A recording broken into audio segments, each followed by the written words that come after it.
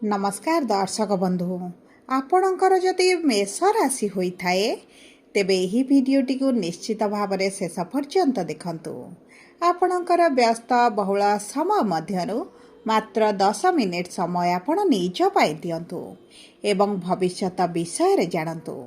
काहेकि ना समस्त मेष राशि व्यक्ति विशेषकर जीवन एही पवित्र महाविषुव पणा संक्रांति ठारू बा एप्रिल मास 14 तारिख ठारू बदलिबाकु जाउछि।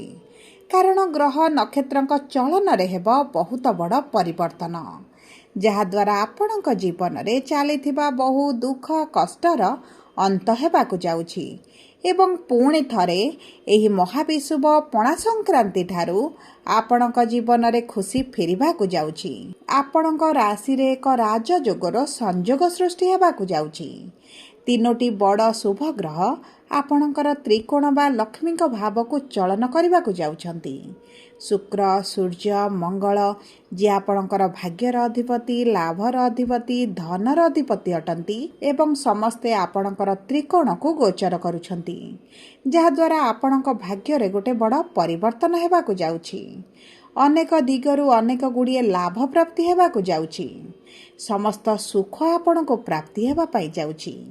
एही महाविषुव पणा संक्रांति ठारू पुनर्बार आपणक जीवन रे खुशी फेरिबाकु जाउछि। एही नूतन पांजी अनुसार ओडिया नववर्षर प्रारंभरू आपणक भाग्य देव आपणकर साथ। तेबे एबे आसंतु जानिबा एही महाविषुव पणा संक्रांति ठारू कौन बड़ परिवर्तन हेबार अछि। यह पूर्वर जदि आपणकर भी मेष राशि होता है एवं आपण भी ईश्वर को आंतरिक भक्ति एवं विश्वास करती तेबे वीडियोटी को लाइक करंतु। कमेंट बॉक्स रे जय जगन्नाथ जय माँ लक्ष्मी अवश्य लिखि दियंतु। ता सहित आम सह जोगाजोग करबा पई वीडियोर मध्य भागरे एक व्हाट्सएप नंबर टे दिया जाइछि। जो नंबर साहाय्य रे आपण आम सह जोगाजोग करी निजर नूतन कुंडाली प्रस्तुत करि परिबे, कुंडाली विश्लेषण कराई परिबे किंबा आपणकर चाकरी विवाह व्यवसाय प्रेम संपर्क शिक्षा स्वास्थ्य को नहीं किछि समस्या रहिछि ताहार सहजरे एवं स्वल्प मूल्य रे समाधान करि परिबे। सेथिपई आपण आम सह वीडियोर शेष पर्यंत जोड़ी होई रुहंतु एवं व्हाट्सएप नंबर माध्यम रे आम सह जोगाजोग करी खूब कम मूल्य रे आपणक समस्यार समाधान करंतु। एबे आसंतु कार्यक्रमटी को आग को बढ़ाइबा। देखंतु आपणकर राशिर स्वामी मंगल शुक्र बुध सूर्यंक सहित शनिक राशि रे शनिक गृह रे विराजमान करिथिबारु ता सहित शनिकर 7.5 प्रभाव रहिथिबारु आपणक स्वास्थ्य रे आपण समस्या देखुचंती। कर्मक्षेत्र रे समस्या बढ़ी जाइथिला, आपणकर धनर समस्याटी मध्य बढ़ी जाइथिला एवं आपण ऋण आनिथिले किंतु ऋणटी को सुझी न पारी ऋणर भार आपणक उपरे बढ़ी चलीथिला। विशेष भाव में आपण जो कार्य गुडी को हाथ को नेउथिले सेथिरे आपणको सफलता मिली पारु नथिला। मानसिक चाप भितरे आपण रहुथिले, परिवार मध्य शांति अनुभव करू नथिले। विद्यार्थी माने तो शिक्षा क्षेत्र में बहुत अधिक चिंता प्रकट करुथिले, द्वंद्वर थिले, भयर थिले एवं मानसिक चाप मध्य रहिथिले। बहुत गुड़िए मेष राशि व्यक्ति माने चाकरी पाई अप्लाय करी मध्य निराशतार देखुथिले एवं आपण को बारंबार विफलता मध्य देखा पड़ुथिला। विशेष भाव में सबुठारु बड़ समस्या हेउची संतान संतति को नहीं। जो मानकर संतान ना संतान रे विलंब हेबारु मध्य चिंतित रहिचंती। किछि दंपति माने मध्य संतानक भाग्य तांको शिक्षा तांको चाकरी को नहीं मध्य बहुत अधिक चिंतार रहिचंती। देखंतु पारिवारिक जीवन अशांति सहित दाम्पत्य जीवन प्रेम जीवन रे मध्य आपण समस्या देखुथिले। तेबे एही बळी जहाँ भी समस्या आपणक जीवन रे चलीथिला एही ओडिया नूतन वर्ष प्रारंभरु बा पणा संक्रांति परठारु धीरे धीरे बदलिबा आरंभ हबो। कारण आपणक राशि को सूर्यंकर चलन उच्चस्थ हेबाटी आपण को अति उत्तम फल प्रदान करिवे। तेबे आसंतु जानिबा आपणक मेष राशि हेले मध्य नक्षत्र अनुଯାयी केउ क्षेत्र गुड़िकर कि प्रकार प्रभाव पड़िबा पाई जाउछि। सर्वप्रथम जानिबा अश्विनी मेष राशि बा 1/1 मेष राशि व्यक्ति विशेषंकर केमिति रहिबो एही महाविषुव पणा संक्रांति परठारु। देखंतु केतु हेउछंती आपणकर नक्षत्र अधिपति एवं केतु विराजमान करचंती पंचम भाव ଭାବରେ ଏବଂ ଦେଖନ୍ତୁ କେତୁ ସ୍ୱଗୃହରେ ପ୍ରବେଶ କରିଛନ୍ତି, ମାନେ ନିଜ ନକ୍ଷତ୍ରରେ ମଘା ନକ୍ଷତ୍ରରେ ପ୍ରବେଶ କରିଛନ୍ତି। ସିଂହ ରାଶିର ମଘା ନକ୍ଷତ୍ର ହେଉଛି କେତୁଙ୍କର ସ୍ୱୟଂର ନକ୍ଷତ୍ର। ତେଣୁକରି ନିଜ ଗୃହରେ କେତୁ ବିରାଜମାନ କରି ଆପଣଙ୍କୁ ଉତ୍ତମ ଫଳ ପ୍ରଦାନ କରିବେ। ଯଦି ଆପଣଙ୍କର ଶିକ୍ଷା କ୍ଷେତ୍ରରେ ସମସ୍ୟା ରହିଥିଲା ତେବେ ଚିନ୍ତାର କୌଣସି ଆବଶ୍ୟକତା ନାହିଁ। ଶିକ୍ଷା କ୍ଷେତ୍ରରେ ଆପଣ ନିଶ୍ଚିତ ଭାବରେ ଶୁଭ ଫଳାଫଳ ପ୍ରାପ୍ତି କରିବେ। ତା ସହିତ ଯଦି ଆପଣ କିଛି କମ୍ପିଟିସନରେ ଭାଗ ନେଉଛନ୍ତି, କିଛି ପ୍ରତିଯୋଗିତାରେ ଭାଗ ନେଉଛନ୍ତି, ତେବେ ଆପଣଙ୍କ ଭାଗ୍ୟ ଆପଣଙ୍କର ସାଥ ଦେବ। ସନ୍ତାନ ପ୍ରାପ୍ତିରେ ଯଦି ସମସ୍ୟା ଦେଖୁଥିଲେ, ବିଳମ୍ବ ଦେଖୁଥିଲେ, ସନ୍ତାନ ପ୍ରାପ୍ତିରେ ଆପଣ ବିଭିନ୍ନ ପ୍ରକାର ସ୍ୱାସ୍ଥ୍ୟଗତ ସମସ୍ୟା ଆପଣଙ୍କର ଆସୁଥିଲା, ତେବେ ଚିନ୍ତା କରନ୍ତୁ ନାହିଁ, ଏହିସବୁ ସମସ୍ୟା ଗୁଡ଼ିକ ଆପଣଙ୍କର ଦୂର ହୋଇଯିବ। ସନ୍ତାନ ପ୍ରାପ୍ତିର ଉତ୍ତମ ସମୟ ଆପଣଙ୍କର ଆସୁଛି। ତା ସହିତ ଯଦି ଆପଣ ପ୍ରେମ ସମ୍ପର୍କରେ ଅଛନ୍ତି ଏବଂ ପ୍ରେମ ସମ୍ପର୍କରେ ମନମାଳିନ, ମତଭେଦ, ଝଗଡ଼ା ଏବଂ ବିଭିନ୍ନ ପ୍ରକାର ସମସ୍ୟା ଆପଣଙ୍କର ବଢ଼ି ଚାଲିଛି, ତେବେ ସେହିସବୁ ସମସ୍ୟା ଗୁଡ଼ିକ ଦୂର ହୋଇଯିବ। କିନ୍ତୁ ଦେଖନ୍ତୁ, ସୂର୍ଯ୍ୟ ଏହି ପଣା ସଂକ୍ରାନ୍ତି ଦିନ ଆପଣଙ୍କ ରାଶିକୁ ଗୋଚର କରିବେ, ମାନେ ଆପଣଙ୍କ ବାଣୀରେ ଆପଣଙ୍କୁ ଟିକେ ମଧୁରତା ଆଣିବାକୁ ପଡ଼ିବ। ନଚେତ୍ ଆପଣଙ୍କର ପାରିବାରିକ ସମ୍ପର୍କ ହେଉ, ଦାମ୍ପତ୍ୟ ଜୀବନ ହେଉ କିମ୍ବା ପ୍ରେମ ସମ୍ପର୍କ ହେଉ, କିଛି ନା କିଛି ତ ସମସ୍ୟା ଆପଣଙ୍କର ଦେଖା ଦେଇପାରେ। ତେଣୁକରି ନିଜ ବାଣୀ ଉପରେ ଅଧିକ ନିୟନ୍ତ୍ରଣ କରିବେ। ତା ସହିତ ଆପଣଙ୍କର ରୋଗ ପ୍ରତିରୋଧକ ଶକ୍ତିରେ ମଧ୍ୟ ବୃଦ୍ଧି ଘଟିବ। ଦେଖନ୍ତୁ, ଆପଣଙ୍କର ଯଦି କିଛି ପୂର୍ବ ସ୍ୱାସ୍ଥ୍ୟ ସମସ୍ୟା ଥିଲା, ଯେଉଁ କାରଣରୁ ଆପଣ ବହୁତ ଅଧିକ ପୀଡ଼ାରେ ଥିଲେ, କଷ୍ଟରେ ଥିଲେ, ତାହା ଆପଣଙ୍କର ଦୂର ହୋଇଯିବ। ଏବଂ ବିଶେଷ ଭାବରେ ଆପଣଙ୍କର ଆର୍ଥିକ ସ୍ଥିତିରେ ଆସିବ ବଡ଼ ପରିବର୍ତ୍ତନ। ଆପଣଙ୍କର ଅର୍ଥର ଅଭାବ ଯେଉଁ ରହିଥିଲା ତାହା ବଦଳିଯିବ।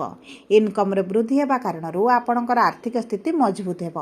ଯଦି ଆପଣ ସରକାରୀ ଚାକିରି ପାଇଁ ପ୍ରିପାରେସନ୍ ହେଉଛନ୍ତି, ତେବେ ଉତ୍ତମ ସମୟ ଆପଣଙ୍କ ପାଇଁ ରହିଛି। ଏବେ ଆସନ୍ତୁ ଜାଣିବା କିପରି ରହିବ ଦ୍ୱିଜା ମେଷ ରାଶିର ବ୍ୟକ୍ତିବିଶେଷମାନଙ୍କର ଏହି ମହାବିଷୁବ ପଣା ସଂକ୍ରାନ୍ତି ପରଠାରୁ। ଦେଖନ୍ତୁ, ଶୁକ୍ର ହେଉଛନ୍ତି ଆପଣଙ୍କର ନକ୍ଷତ୍ରାଧିପତି, ବିରାଜମାନ କରିଛନ୍ତି ଆପଣଙ୍କ ରାଶିରେ, କିନ୍ତୁ ଗୋଚର କରିବେ ଧନର ଭାବକୁ, ଯେଉଁ କାରଣରୁ ଆପଣଙ୍କର ଆର୍ଥିକ ସ୍ଥିତିରେ ସ୍ୱଚ୍ଛଳ ପରିସ୍ଥିତି ଆସିବ। ବିଶେଷ ଭାବରେ ଯଦି ଆପଣଙ୍କର ଅର୍ଥ କେଉଁଠି ଫସିକି ରହିଥିଲା, ତାହା ଆପଣଙ୍କୁ ପ୍ରାପ୍ତ ହୋଇଯିବ ଏବଂ ଆପଣଙ୍କର କିଛି ଅଚାନକ ଧନ ଲାଭ ମଧ୍ୟ ହୋଇପାରେ। କିମ୍ବା ଆପଣଙ୍କର ଯଦି କିଛି ପ୍ରୋଜେକ୍ଟ ଫସିକି ରହିଛି, ଡିଲ୍ ଫସିକି ରହିଛି, ସରକାରଙ୍କ ସ୍ତରରେ କିଛି ଅର୍ଥ ରହିଛି, ଏସବୁ ଅର୍ଥ ଗୁଡ଼ିକ ଆପଣଙ୍କୁ ମିଳିଯିବ। ବିଶେଷ ଭାବରେ ଆପଣଙ୍କ ସରକାରଙ୍କ ସ୍ତରରେ ଯଦି କିଛି କାର୍ଯ୍ୟ ଗୁଡ଼ିକ ଫସି ରହିଥିଲା, ତାହା ତ ଆପଣଙ୍କୁ ନିଶ୍ଚିତ ଭାବରେ ପ୍ରାପ୍ତ ହୋଇଯିବ। ଯଦି ଆପଣଙ୍କ ସ୍ୱାସ୍ଥ୍ୟରେ କିଛି ସମସ୍ୟା ଚାଲିଥିଲା, ତାହା ଦୂର ହୋଇଯିବ। ଆପଣଙ୍କର ରୋଜଗାରରେ ବୃଦ୍ଧି ଘଟିବ। ଦେଖନ୍ତୁ ଶୁକ୍ର ଦ୍ୱିତୀୟ ଗୃହରେ, ଧନର ଗୃହରେ ଏବଂ ନିଜ ସ୍ୱରାଶିରେ ରହିବା କାରଣରୁ ଆପଣଙ୍କ ପାଇଁ ଆର୍ଥିକ କ୍ଷେତ୍ରରେ ବଡ଼ ପରିବର୍ତ୍ତନ ଆଣିବେ। ବିଶେଷ ଭାବରେ ଯଦି ପୈତୃକ ସମ୍ପତ୍ତିକୁ ନେଇ କିଛି ଡିସ୍ପ୍ୟୁଟ୍ ରହିଥିଲା, ତେବେ ତାହା ଆପଣଙ୍କର ସମାଧାନ ହୋଇଯିବ। ଆପଣଙ୍କ ପ୍ରାପ୍ୟ ଆପଣଙ୍କୁ ପ୍ରାପ୍ତ ହୋଇଯିବ। କୋର୍ଟ କଚେରୀ କେସ୍ ଯଦି କିଛି ଚାଲିଥିଲା, ସେଥିରେ ଆପଣ ସମାଧାନ ଦେଖିବେ କିମ୍ବା ଆପଣ ସେଥିରୁ ମୁକୁଳିକି ବାହାରି ପାରନ୍ତି। ଯଦି ଆପଣ କିଛି ଯାନ, ଭୂମି, ଘର, ବାହନ କିଛି କିଣିବା ପାଇଁ ଚାହୁଁଛନ୍ତି, ତେବେ ମଧ୍ୟ ଉତ୍ତମ ସମୟ ରହିବ। ପାରିବାରିକ ସ୍ଥିତି ଆପଣଙ୍କର ଉତ୍ତମ ରହିବ। ପୂର୍ବରୁ ଯଦି ପାରିବାରିକ ସ୍ଥିତିରେ କିଛି ସମସ୍ୟା ଚାଲିଥିଲା, ତାହା ଦୂର ହୋଇଯିବ। କର୍ମକ୍ଷେତ୍ରରେ ଆପଣଙ୍କୁ ଉଚ୍ଚସ୍ତରୀୟ ସଫଳତା ପ୍ରାପ୍ତି ହେବ। ଯଦି ଆପଣ ସରକାରୀ ଚାକିରି ପାଇଁ ପ୍ରିପାରେସନ୍ ହେଉଛନ୍ତି, ତେବେ ନିଶ୍ଚିତ ହୋଇଯିବ। ଯଦି ଆପଣ ପ୍ରାଇଭେଟ୍ ଚାକିରି ପାଇଁ ଆପ୍ଲାଏ କରିଛନ୍ତି ଏବଂ ଆପଣଙ୍କୁ ଚାକିରିରେ ବିଳମ୍ବ ଦେଖୁଥିଲେ, ତେବେ ଆପଣଙ୍କର ଚିନ୍ତାର କୌଣସି ଆବଶ୍ୟକତା ନାହିଁ। ଆପଣଙ୍କୁ ଚାକିରି ପ୍ରାପ୍ତିର ଅତି ଉତ୍ତମ ସମୟ ଆସିଛି। ଯଦି ଆପଣ ବ୍ୟବସାୟ କରୁଛନ୍ତି, ବିଶେଷ ଭାବରେ ଯଦି ଆପଣ ପାର୍ଟନରସିପ୍ରେ କରୁଛନ୍ତି ଏବଂ ମାନ୍ଦା ପରିସ୍ଥିତି ଦେଖୁଥିଲେ, ସମସ୍ୟା ଦେଖୁଥିଲେ, ତେବେ ସେହିସବୁ ସମସ୍ୟା ଗୁଡ଼ିକ ଆପଣଙ୍କର ଦୂର ହୋଇଯିବ। ଏବେ ଆସନ୍ତୁ ଜାଣିବା କୃତ୍ତିକା ମେଷ ରାଶି ବା 3/1 ମେଷ ରାଶିର ବ୍ୟକ୍ତିବିଶେଷମାନଙ୍କର ଏହି ମହାବିଷୁବ ପଣା ସଂକ୍ରାନ୍ତି ଠାରୁ କିଭଳି ରହିବ। ଦେଖନ୍ତୁ, ଆପଣଙ୍କର ନକ୍ଷତ୍ରାଧିପତି ହେଉଛନ୍ତି ରବି ବା ସୂର୍ଯ୍ୟଦେବ ଏବଂ ସୂର୍ଯ୍ୟଦେବ ବିରାଜମାନ କରିଛନ୍ତି ଆପଣଙ୍କର ଦ୍ୱାଦଶ ଭାବରେ ନିଜସ୍ୱ ରାଶିକୁ, ଆପଣଙ୍କ ରାଶିକୁ ଗୋଚର କରି ଉଚ୍ଚସ୍ଥ ହେବା ପାଇଁ ଯାଉଛନ୍ତି। ଆପଣଙ୍କର ଯଦି ବିବାହରେ ସମସ୍ୟା ରହିଥିଲା, ବିବାହ ହୋଇପାରୁନଥିଲା, ବିବାହରେ ଆପଣ କିଛି ନା କିଛି ବାଧା ବିଘ୍ନ ଅର୍ଚ୍ଚନ ଦେଖୁଥିଲେ, ତେବେ ସେହିସବୁ ସମସ୍ୟା ଗୁଡ଼ିକ ଆପଣଙ୍କର ଦୂର ହୋଇଯିବ। ଆପଣଙ୍କର ବିବାହ ହୋଇପାରେ କିମ୍ବା ବିବାହ ଠିକ୍ ହୋଇ ରହିପାରେ। ଯଦି ଆପଣଙ୍କ ବୈବାହିକ ସମ୍ପର୍କରେ କିଛି ସମସ୍ୟା ଚାଲିଥିଲା, ତେବେ ଆପଣଙ୍କର ସେହି ସମସ୍ୟା ଦୂର ହୋଇଯିବ। ପତି ପତ୍ନୀ କୌଣସି ଏକ ବଡ଼ ନିଷ୍ପତ୍ତି ମଧ୍ୟ ନେଇପାରନ୍ତି। ଯଦି ଆପଣ ସନ୍ତାନ ପାଇଁ ନିଷ୍ପତ୍ତି ନିଅନ୍ତି, ତେବେ ତ ଆପଣଙ୍କ ପାଇଁ ଅତି ଉତ୍ତମ ରହିବ। କିମ୍ବା ଆପଣ ଯଦି କିଛି ବଡ଼ ବ୍ୟବସାୟ ଆରମ୍ଭ କରିବା ପାଇଁ ଚାହୁଁଛନ୍ତି କିମ୍ବା କିଛି ବଡ଼ ଭାବରେ କାର୍ଯ୍ୟ କରିବା ପାଇଁ ଚାହୁଁଛନ୍ତି, ତେବେ ମଧ୍ୟ ଆପଣଙ୍କୁ ଶୁଭ ଫଳ ପ୍ରାପ୍ତି ହେବ। ତା ସହିତ ଆପଣଙ୍କର ପାରିବାରିକ ଜୀବନରେ ମଧ୍ୟ ମଧୁରତା ଆସିବ। ଆପଣ ଯଦି କିଛି ଲୋନ୍ ଚାହୁଁଛନ୍ତି, ଆପଣ କିଛି ଆପ୍ଲାଏ କରିଛନ୍ତି ଲୋନ୍ ପାଇଁ, ତେବେ ମଧ୍ୟ ଆପଣଙ୍କୁ ଏହି ଅର୍ଥ ଗୁଡ଼ିକ ମିଳିପାରେ। ସବୁଠାରୁ ବଡ଼ କଥା ହେଉଛି ଆପଣଙ୍କ ଶତ୍ରୁମାନେ ଦୂରତା ବନାଇବେ। ଆପଣଙ୍କ କର୍ମକ୍ଷେତ୍ର ହେଉ, ଆପଣଙ୍କ ପାରିବାରିକ ପରିସ୍ଥିତି ହେଉ, ଯଦି ଆପଣଙ୍କର शत्रु मैंने आपण जीवन को बहुत अधिक प्रभावित करुले समस्या पकाउले तेज शत्रु आपणकर दूर हे जदि आप विदेश यात्रा करने चाहते उत्तम समय आपण आपण विदेश यात्रा जदि किसी समस्या आसूला ता दूर होबे आसतु जाना कौन रही प्रतिकार देखु आपणकर शनि 7:30 जेहेतु चली आप प्रतिदिन हनुमान चालीसा 108 थर पाठ करूँ ता सहित आपण प्रतिदिन शुक्रंकर ता सहित आपण प्रतिदिन प्रातः समय सूर्य को जल अर्पण करूँ एवं चेष्टा करूँ अस्वस्थ वृक्ष मूल जल अर्पण करने कुकुर मान कि खाद्य खावाई दिंतु आपण शुभदायक रदि आपणकर मेष राशि होता है भिडटी किभली लगे कमेंट बॉक्स रे लिखि जनातु जदि आपण प्रियजनकर मेष राशि होता है भिडटी सहित शेयर करूँ जदि प्रथम थर आम चैनल को आसी चैनल टी सब्सक्राइब करूँ पाखरे बेल आइकन को प्रेस करूँ धन्यवाद।